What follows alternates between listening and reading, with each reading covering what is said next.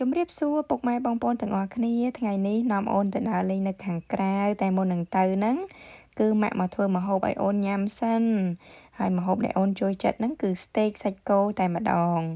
ហើយគាត់ភ្លេចដែរងូតទឹកងូតអីពាក់ខោពាក់អីហើយមុននឹងទៅហ្នឹងគឺមិនភ្លេចទេគឺខោទឹកនោមម៉ាក់យូនីត្រៃព្រោះថាខោទឹកនោមម៉ាក់នេះណាល្អមែនទែនមានសភាពស្ដើងទន់ត្រជាក់ហើយជក់ទឹកបានល្អបងប្អូនគ្រាន់តែមើលក៏ដឹងដែរឃើញថាដើរតាមផ្សារតាមម៉ាតអីហ្នឹងណាគ្រាន់តែឃើញម៉ាកខោទឹកនោមយូនីត្រៃនេះទាញដាក់ចូលក្នុងអាតេសតែម្ដងនិយាយទៅហ្វេនផ្កាប់មុខហ្មងអត់មានយូនីត្រៃគឺអត់ពាក់តែម្ដងហើយមកដល់កន្លែងគេដើរលេងនេះបងប្អូនឃើញហ៎បឹងគេប៉ុណ្ណាណៃនេះតែតពេលខែតិចបឹងហ្នឹងគេនាំគ្នាបើកឡានលើនឹងនាំគ្នាស្ទូចត្រី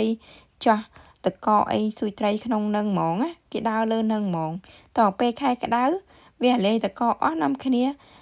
ជិះកាយ៉ាក់ជិះអីលើនឹងទៅហើយបងប្អូនឃើញអ្នកខ្ញុំខំថតរូបផលិតឲ្យបងប្អូនមើលផលិតហ្នឹង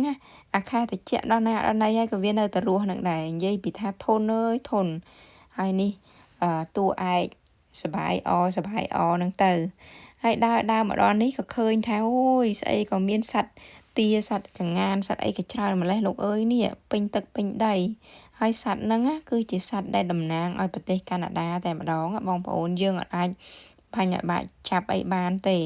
អញ្ចឹងគេទុកនៅនឹងគេថែរក្សាហ្មងហើយសម្បូរណាសត្វហ្នឹងគឺនៅនេះគឺសម្បូរតែម្ដងតាមសួនតាមអីសម្បូរណា